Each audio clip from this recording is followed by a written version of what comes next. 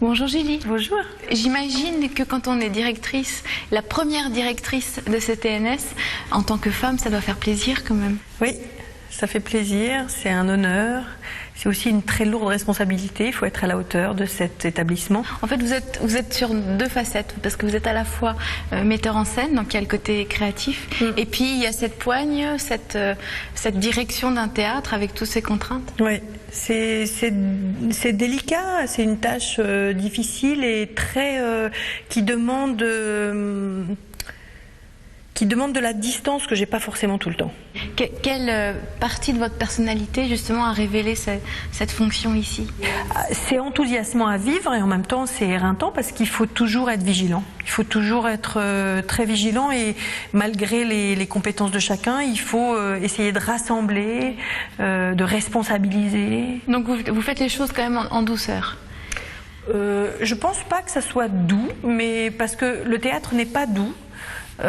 Mais j'essaye d'être franche et loyale et droite dans mes bottes. Vous vous souvenez la première impression quand vous êtes arrivée ici? Oui, mais d'autant plus que j'ai commencé moi le théâtre ici sous la direction de Jean-Pierre Vincent. Donc mes premiers pas d'actrice, je les ai faits en Coltès avec le faiseur de théâtre il y a fort longtemps, j'avais 18 ans. Vos premiers émois au théâtre, c'est en tant qu'ouvreuse, cachée dans l'ombre? Oui, ça c'était encore avant quand j'avais 14 ans parce que mon père était à la Comédie Française et donc il travaillait comme administrateur, comme chef du personnel. J'ai assisté à beaucoup de choses passionnantes de 14 à 20 ans dans les couloirs du Français et des autres théâtres à Paris. Ouais. Donc ce que vous vouliez, c'était c'était mettre en scène. Je voulais retrouver la sensation que j'avais à regarder des répétitions en cachette. Je voulais être dans un théâtre, pas forcément plein, d'être seule dans un théâtre vide à voir des acteurs travailler sur un plateau.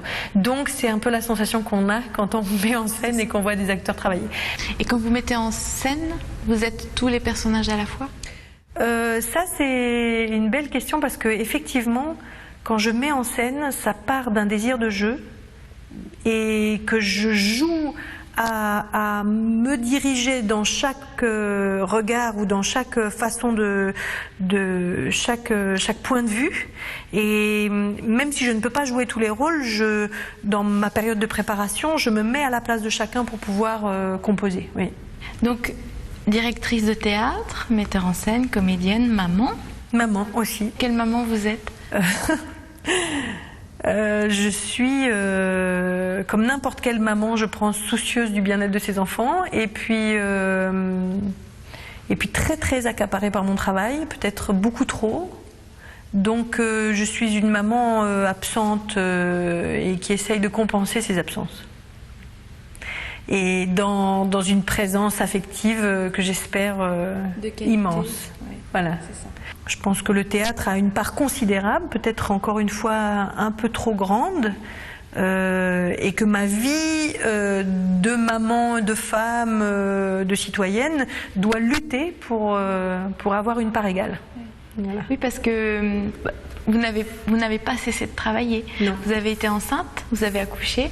Il n'y a pas eu de congé maternité. Il n'y a pas eu de congé maternité. Non, malheureusement, parce que je suis pour. Hein. Je trouve ça très bien, les congés maternité. Non, parce que j'ai pas pu. C'est-à-dire que c'est un choix. Hein. C'est un choix. J'ai préféré continuer à jouer, en l'occurrence, et à continuer mes tournées, plutôt que d'arrêter et de me faire remplacer. J'ai essayé de me faire remplacer une fois, puis ça n'a pas marché. Le metteur en scène n'a pas voulu. On va parler de la suite.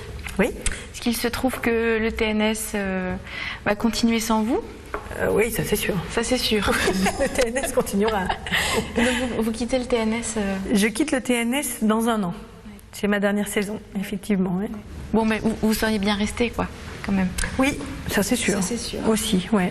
C'est sûr que c'est un pincement au cœur que j'ai parce que j'aime ce lieu, j'aime cette équipe et j'aime ce public aussi profondément. Et j'aime cette vie, donc pour les enfants notamment, le déracinement, c'est toujours une chose pas simple. Ça n'a pas été simple de partir de Paris et ça ne sera pas simple de repartir à Paris.